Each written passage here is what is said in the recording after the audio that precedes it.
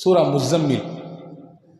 சூரத்துல் முஸ்ஸம்மில் வல்ல ரஹ்மான் அல்லாஹ் அதிலே முக்கியமான பல செய்திகளை சொல்லுகிறான்.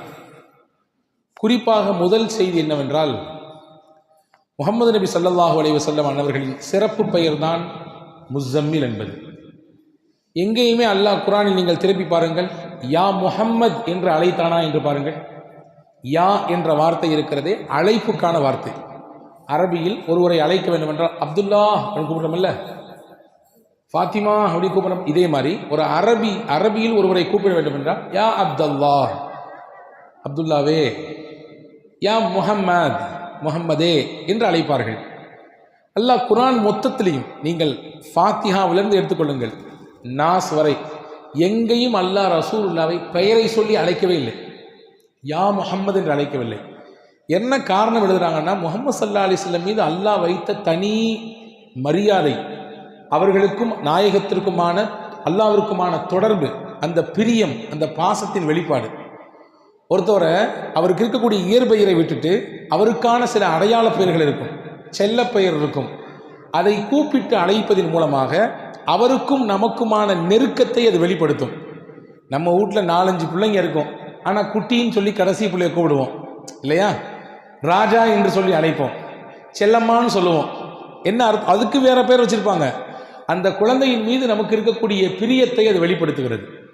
நபிகள் ஸல்லல்லாஹு அலைஹி வஸல்லம் அன்னவர்களை பிரியத்தோடு அல்லாஹ் அழைக்கிறான், யா அய்யுஹல் முஸ்ஸம்மில், போர்வை போர்த்தி கொண்டிருக்கக்கூடிய நபியே என்று அழைக்கிறான். எதற்கு இந்த வசனத்திலே அல்லாஹ் போர்வை போர்த்தி கொண்டிருக்கக்கூடிய நபியே என்று கூப்பிடுகிறான்?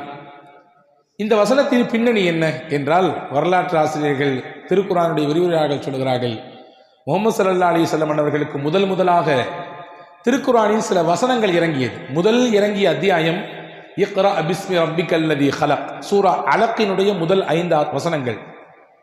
இது ஹிரா குகையில் வைத்து, ஜபலே நூர் என்று சொல்கிறோமே, குர்ஆன் இறங்கிய இடம் இன்றைக்கு மக்காவில் இருக்கிறதே, அந்த குகையில் நபிகள் இருக்கிற பொழுதுதான் ஜிப்ரீல் அலைஹிஸ்ஸலாம் கொண்டு வந்து இறக்குனாங்க, கொடுத்தாங்க. அந்த குகையில வஹியை வாங்குறதுக்கு முன்னாடி சில குறிப்பிட்ட நாட்கள் நபி ஸல்லல்லாஹு அலைஹி வஸல்லம் அவர்கள் தனிமையில் தங்கியிருந்தார்கள். காபாவை அங்கிருந்து அல்லாஹ் எப்படி அந்த குகையினுடைய அமைப்பை அந்த இடத்துல ரசூலுல்லாஹ் தேர்வு செஞ்சாங்கன்னா, அங்கிருந்து பார்த்தா துல்லியமாக காபா தெரியும். காபாவினுடைய வியூ பாயிண்ட் ரொம்ப துல்லியமாக தெரியும். காபாவை பார்த்து கொண்டே அல்லாஹுவை தியானம் செய்து கொண்டிருந்தார்கள் பெருமானார் ஸல்லல்லாஹு அலைஹி வஸல்லம். 40 நாட்களினுடைய அந்த தொடர் தியானத்திற்கு பிறகுதான் நபிகள் ஸல்லல்லாஹு அலைஹி வஸல்லம் அவர்களுக்கு ஜிப்ரீல் அலைஹிஸ்ஸலாம் வந்தாங்க.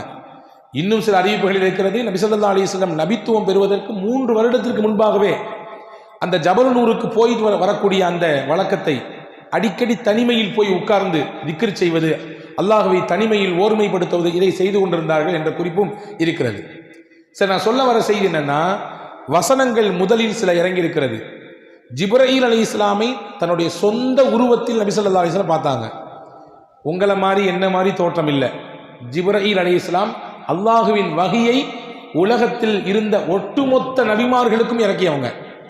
ஆதம் அலைஹிஸ்ஸலாம் காலத்திலிருந்து கடைசியாக அனுப்பப்பட்ட முஹம்மது ஸல்லல்லாஹு அலைஹி வஸல்லம் காலம் வரை வந்த நபிமார்கள் அனைவர்களுக்கும் வஹியை கொண்டு வந்தது யார் என்றால் ஜிப்ரீல் அலைஹிஸ்ஸலாம் தான். நீங்க சாதாரண நினைக்கிறீங்க, வஹினா ஒரு தபால் மாதிரி தானே, ஒரு செய்தி தானே, ஒரு போஸ்ட் தானே, அதை கொண்டு வந்து கொடுத்துட்டு போயிடுவாங்க. அப்படி இல்லை. அல்லாஹ் சூரத்துல் முஸ்ஸம்மிலே இன்ன கௌலன் ஸகீலா என்று அல்லாஹ் சொல்கிறான். கனமிக்க வெயிட்டான வார்த்தை. அந்த வார்த்தை இருக்கிறதே, இறைவனின் வார்த்தை ரொம்ப கனமானது. எந்த அளவுக்கு கனம்னா, ஸைத் இப்னு சாபித் ரலியல்லாஹு சொல்றாங்க, ரசூலுல்லாஹ் ஒரு நாள் என்னுடைய மடியில் தலை வைத்து படுத்திருந்தார்கள்.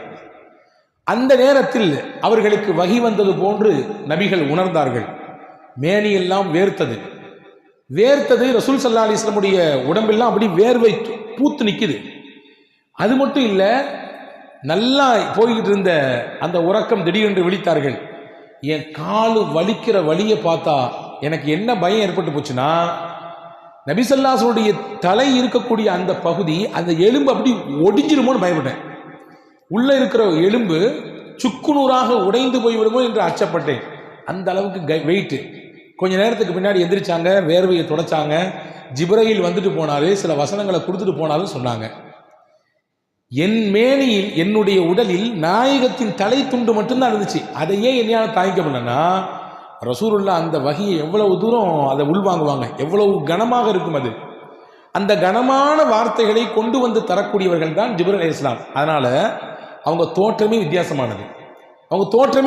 வித்தியாசமானது, அவர்களின் தோற்றம் எப்படி இருக்கும் ஹதீஸிலே வந்திருக்கிறது. ரசூலுல்லாஹ் உண்மை தோற்றத்தில் பார்த்தார்கள், அவர்களுடைய இயற்கை தோற்றத்தில் வானத்திற்கும் பூமிக்கும் இருந்தார் ஜிப்ரீல். அதை பார்த்துட்டு தான் ஒரு விதமான ஒரு கலக்கம், ஒரு விதமான பதட்டம் நபிக்கு. அப்படியே வந்தார்கள் ஹஸரத் சையதத்துனா ஹதீஜா ரலியல்லாஹு தஆலா அன்ஹா இடத்துல. அப்பதான் சொல்லிக்கிட்டே வந்தாங்க, ஜம்மிலூனி ஜம்மிலூனி, எனக்கு குளிர் வர்ற மாதிரி இருக்குது, ஜுரம் அடிக்கிற மாதிரி இருக்குது, காய்ச்சல் வர்ற மாதிரி இருக்குது, என்னை போர்த்துங்களேன் அப்படின்னு சொன்னாங்க. ஹதீஸிலே வந்திருக்கிறது. அதற்கு பிறகு ஹஸரத் ஹதீஜா அம்மா முதல்ல அவங்களுக்கு ஆறுதலாக சொன்னாங்க.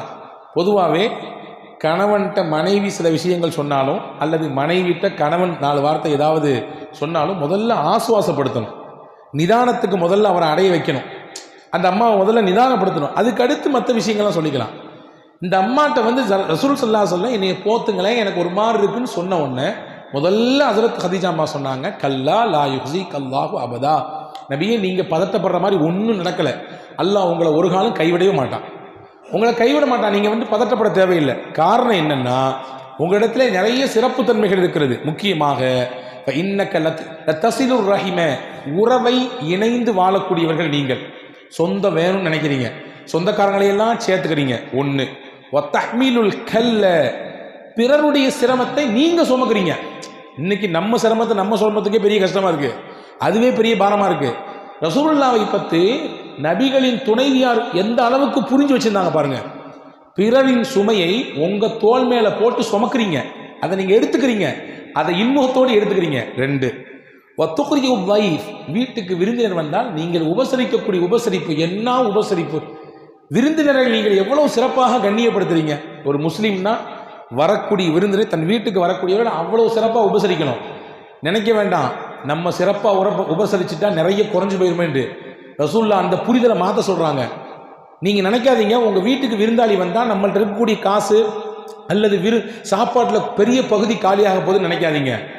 அவர் வர்றவர் அவருக்கான சாப்பாட்டையும் கொண்டு வர்றாரு, உங்களுக்கான சாப்பாட்டையும் அவர் தான் கொண்டு வர்றாரு. ரசூலுல்லாஹ் விருந்திலே வரும் பொழுது அவருக்கான சாப்பாட்டையும் கொண்டு வர்றாரு, உங்களுக்கான சாப்பாட்டையும் அவர் தான் கொண்டு வர்றாரு. அப்படின்னா என்ன அர்த்தம்?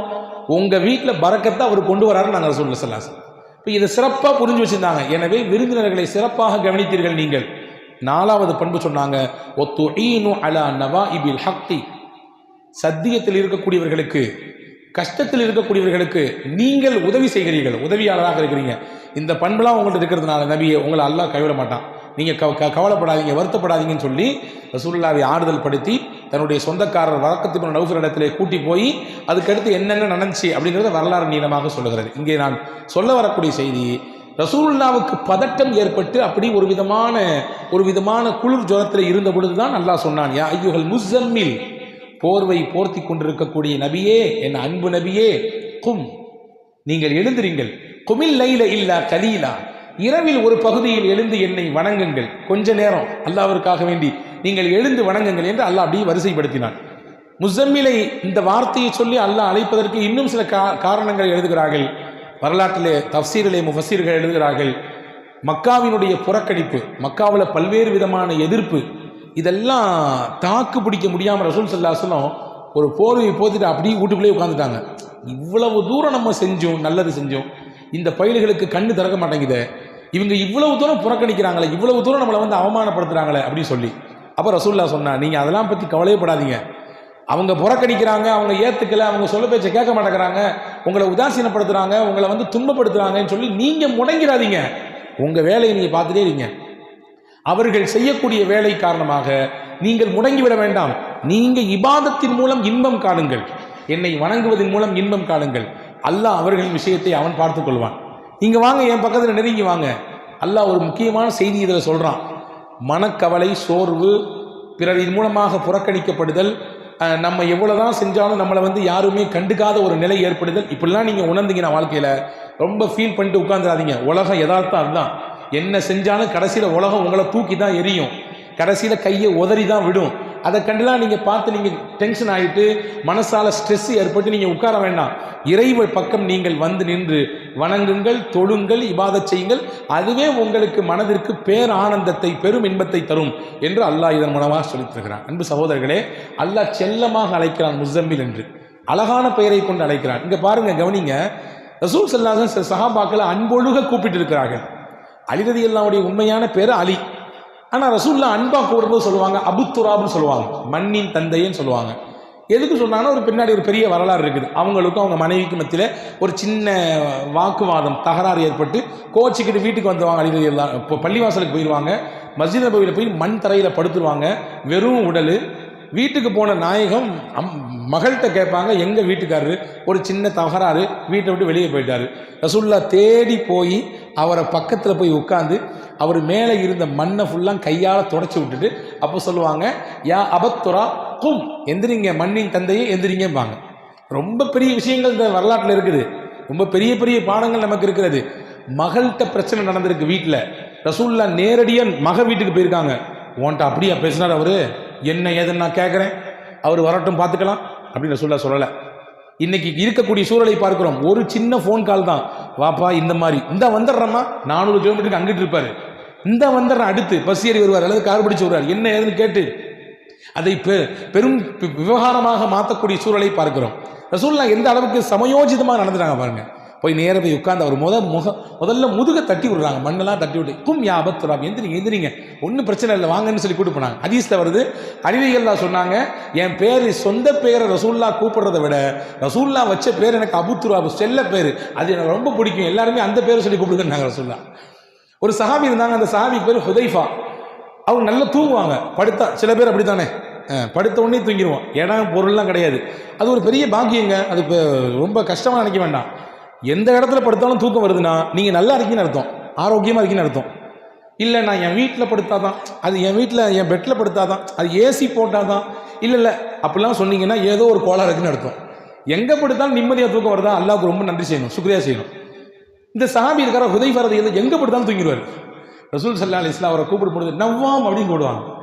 நவ்வாம்னா நம்ம பாஷையில் சொன்னால் தூங்கு மூஞ்சின்னு அர்த்தம். நவ்வாம்னா தூங்கு மூஞ்சி, அது செல்லமாக ரசூலுல்லாஹ் கூடுவாங்க. அந்த சஹாபி சொல்றாங்க, என் பேர் ஹுதைஃபா, அந்த பேர் வேண்டாம் எனக்கு, ரசூலுல்லாஹ் செல்லமா கூப்பிட்டு பேர் அதான் எனக்கு வேணும்னாங்க. ஒரு சஹாபி இருந்தாங்க, அந்த சஹாபிக்கு பேர் கைஸ், நல்ல பாடி கட்டு, அவர் நல்ல உடல்ல திடகாத்திரமா இருப்பார். அவருக்கு ரசூலுல்லாஹ் நிறைய பணிவிடைகள் செய்வார். ஒரு நாள் ஒரு குழு வந்தது, நிறைய ஜாமாஜர்கள்லாம் தூக்கிட்டு வந்து, தூக்க முடியாமல் தூக்கிட்டு வந்தாங்க. அப்போ ரசூலுல்லாஹ் அந்த கைஸை கூப்பிட்டு உன் துண்டை விரினாங்க, பெருசாக விரிச்சு விட்டார்.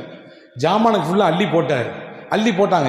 போட்ட உடனே யா கைஸ் அப்படின்னு சொல்லலை, ரசூலுல்லாஹ் சொல் இஹ்மில் மா அன்த இல்லா சஃபீனா, இதை மொத்தமாக நீயே தூக்கு, உன்னையால தான் முடியுமே, நீ மனுஷன் இல்லையே, நீ கப்பல் மாதிரி ஆச்சு அப்படின்னாங்க ரசூலுல்லாஹ். கப்பல் எவ்வளோ ஜாமானம் சுமக்குமோ அந்த அளவுக்கு ஜாமான்களை சுமக்கும் அளவிற்கு திராணி சக்தி உனக்கு இருக்கிறது அப்படின்னு. சஃபீனான்னு நீங்கள் நிறைய பேர் வைக்கிறோம் பிள்ளைகளுக்கு, பெண் பிள்ளைகளுக்கு சஃபீனான்னு பேர் வைக்கிறோம் இல்லையா? உண்மையாக சஃபீனான என்ன அர்த்தம்னா கப்பல்னு அர்த்தம். இந்த சஹாபி சொல்கிறாங்க, அன்னைக்கு நான் மொத்த ஜாமானி உண்மையிலே தூக்குனேன். நான் சொல்கிறேன், அந்த சஹாபி சொல்கிறாங்க, நான் சொல்கிறேன், அன்னைக்கு ஒரு ஒட்டகம் இல்லை, 2 ஒட்டகம் இல்லை, 5 ஒட்டகம், 6 ஒட்டகம் ஜாமான் இருந்தாலும் ரசூலுல்லாஹ் என்னை பார்த்து கப்பல்னு சொன்னதுனால அன்னைக்கு 6 ஒட்டக ஜாமானி எல்லாம் தூக்கிக்க முடியும். 6 ஒட்டக ஜாமானி எல்லாம் தூக்கிக்க முடியும். ஏன்னா ரசூலுல்லாஹ் சொன்ன வார்த்தை அது, கப்பல்னு. சும்மாவா கப்பல் சும்மா இருக்குமா? எவ்வளோ ஜாமானை தூக்குது, எவ்வளோ டன்களை தூக்குது. எனவே இன்னும் யாரும் என்னை பார்த்து கைசுன்னு கூப்பிடக்கூடாது, சஃபீனான்னு தான் கூப்பிடுனாங்க அந்த சாமி. இப்போ செல்லமாக கூப்பிடக்கூடிய சில சமயத்தில் அந்த பேர் வந்து நமக்கு ஈர்ப்பாக இருக்குது. அதை மாதிரி அல்லாஹ் செல்லமாக கூப்பிட்றான் ரசூலுல்லாஹ், யா அய்யுஹல் முஸம்மில், போர்வை போத்தி கொண்டிருப்பவரே. அழகான ஒரு சில பல விஷயங்களை இந்த அத்தியாயம் தாங்கி நிற்கிறது. குறிப்பாக இன்னைக்கு நான் உங்களுக்கு சொல்லக்கூடிய தகவல் என்னென்னா, இந்த முஸம்மில் சூரா சாதாரண சூறா இல்லை, ரொம்ப விசேஷமான சூறா. விசேஷமான சூறான்னா, இந்த சூறாவை யார் தொடர்ச்சியாக ஓதி வருகிறார்களோ அவர்களின் வாழ்க்கை சிறப்பாக அமையும் என்று பெருமானார் ஸல்லல்லாஹு அலைஹி வஸல்லம் சொன்னாங்க. சிறப்பான வாழ்க்கை அமைய வேண்டும் என்று எதிர்பார்க்கக்கூடியவர்கள், உலகத்தில் வாழ்க்கையும் சிறப்பாக இருக்கணும், மௌத்தும் சிறப்பாக அமைய வேண்டும் என்று நினைத்தால் தொடர்ச்சியாக சூரத்துல் முஸம்மிலை ஓதி வாருங்கள் என்று சொல்கிறார்கள். இது முஸம்மிலால் சூறாவினால் கிடைக்கக்கூடிய முதல் பயன். 2வது பயன் என்ன தெரியுமா? வாழ்க்கையில் எல்லாத்துக்கும் கஷ்டம் இருக்குது, எல்லாத்துக்கும் சிரமம் இருக்குது, எல்லாத்துக்கும் துன்பம் இருக்குது, எல்லாத்துக்கும் நெருக்கடி இருக்குது. எல்லா நெருக்கடிக்கும் கஷ்டத்தையும் அல்லாஹ்விடத்திலே நாம் முறையிடுகிறோம். அதற்கு எளிமையான வழியை ரசூலுல்லாஹ் கற்றுத்தராங்க. மன் கரஅ சூரத்துல் முஸம்மில் ருஃபிஅ அன்ஹுல் உஸ்ர ஃபித் துன்யா வல் ஆখিরা. யார் சூரா முஸம்மிலை ஓதுவாரோ அவருக்கு உலகத்தில் இருக்கக்கூடிய சிரமத்தையும் மறுமையில் இருக்கக்கூடிய சிரமத்தையும் அல்லாஹ் நீக்கி தருகிறான். நாங்கள் ஸல்லல்லாஹு எவ்வளோ பெரிய சுப செய்தி. என்ன சிரமமானாலும் சரி, அது உங்கள் குடும்பம், தொழில், நீங்கள் சந்திக்கக்கூடிய சமூகம், உங்கள் பிள்ளைங்க, உங்களை சுற்றி இருக்கக்கூடிய என்ன சிரமம் கஷ்டமானாலும், இன்னும் சில அறிஞர்கள் சொல்கிறார்கள், உங்களுக்கு கண் பாடுகள் மூலமாக அல்லது வேறு யாராவது மூலமாக ஏற்படுத்தப்பட்ட செய்வினையின் மூலமாக ஏற்படக்கூடிய கோளாறு, இதையெல்லாம் கூட முறிக்கும் ஆற்றலை அல்லாஹ் சூரத்துல் முஸம்மிலே வழங்கியிருக்கிறான் என்று சொல்கிறார்கள். இது இரண்டாவது பலன், சூரா முஸம்மினால் அதை ஓதுவதன் மூலமாக. மூன்றாவது முக்கியமான பலன், நினைத்த காரியம் நமக்கு கைகூட வேண்டும் என்று ஆசைப்பட்டால். நம்ம நிறைய நினைப்போம், என் பிஸ்னஸில் நான் ஒரு குறிப்பிட்ட வருஷத்தில் இவ்வளோ தூரம் உயர்தன்னு நினைப்போம், என் பிள்ளைய நான் இந்த மாதிரிலாம் படிக்க வைக்கணும்னு நினைப்பேன் இல்லையா, என்னுடைய குடும்ப அமைப்பை இப்படி மாற்றணும், இந்த லெவலுக்கு உயர்த்தணும்னு நினைப்பேன், என்னுடைய தொழிலை இப்படி என்ன ஆனாலும் சரி, என்ன நல்ல நினைப்பாக இருந்தால், ஹலாலான நினைப்பாக இருந்தால், ஹைரான நினைப்பாக இருந்தால், அந்த நினைப்பு நிறைவேற வேண்டும் என்று ஆசைப்பட்டால், முக்கியமா இந்த உலகத்திலேயே முஹம்மது ஸல்லல்லாஹு அலைஹி வஸல்லம் அன்னவர்களை கனவில் பார்க்க வேண்டும் என்று பிரியம் இருந்தால், யாருக்கு தான் பிரியம் இருக்காது? இருக்கா இல்லைங்க? எல்லாருக்கும் இருக்குது. நபிகளை கனவில் பார்க்க வேண்டும். நபிகளுடைய அடக்க ஸ்தலத்தை பார்க்குறோம், அங்கேயே நம்மளால் நிற்க முடியல, நமக்கு உள்ளமெல்லாம் அப்படி உருகி போயிருது இல்லையா? அந்த பூமானை நம்முடைய கனவிலே கண்குளிர பார்க்க வேண்டும் என்று ஒருவர் ஆசைப்பட்டால், இந்த ரெண்டும் நடக்கணும்னா ஹஸரத் ரசூல் ஸல்லல்லாஹு அலைஹி வஸல்லம் சொன்னாங்க, முஸம்மில் சூராவை தொடர்ச்சியாக ஓதிட்டு வாங்க. டெய்லி ஓதுங்க, ஒரு தடவையாவது ஓதிடுங்க. ஓதினால் இந்த ரெண்டும் நடக்கும், உங்களுடைய நினைத்த காரியமும் கைகூடும். நாயகம் ஸல்லல்லாஹு அலைஹி வஸல்லம் அன்னவர்களை நம்முடைய வாழ்க்கையிலேயே, நம்முடைய கனவிலே தரிசிக்கின்ற பாக்கியத்தை அல்லாஹ் தருவான் என்கின்ற சுப செய்தியை நபிகள் சொல்லித் தருகிறார்கள். அப்படிப்பட்ட மகத்தான சூறாவை தான் இன்று நாம் ஓதியிருக்கிறோம். வல்ல அல்லாஹ் இந்த சூறாவில் என்னென்ன நன்மைகள் இருக்கிறதோ எல்லா நன்மையும் நமக்கு நம்முடைய குடும்பத்தினர்களுக்கு நிறைவாக தந்தல் புரிவானாக. நமக்கு என்னென்ன சிரமங்கள், கஷ்டங்கள், துன்பங்கள் இருக்கிறதோ எல்லா துன்பங்களையும் கஷ்டங்களையும் இன்ஷா அல்லாஹ் ஓதுவோம் இந்த சூரா முஸம்மிலை. இதன் வழியாக அல்லாஹ் நீக்கி தருவானாக. முக்கியமாக நபிகள் பெருமானார் ஸல்லல்லாஹு அலைஹி வஸல்லம் அவர்களை நம் ஜீவிதத்திலேயே, நம்முடைய வாழ்க்கையிலேயே கனவிலே கண்டுகளித்து ஆனந்த பரவசம் அடைகிற நல்ல பாக்கியத்தை உங்களுக்கும் எனக்கும் எல்லா மக்களுக்கும் வழங்கியல் புரிவானாக. ஆமீன். வாஹிரு தாவானா அனில் ஹம்துலில்லாஹி ரப்பில்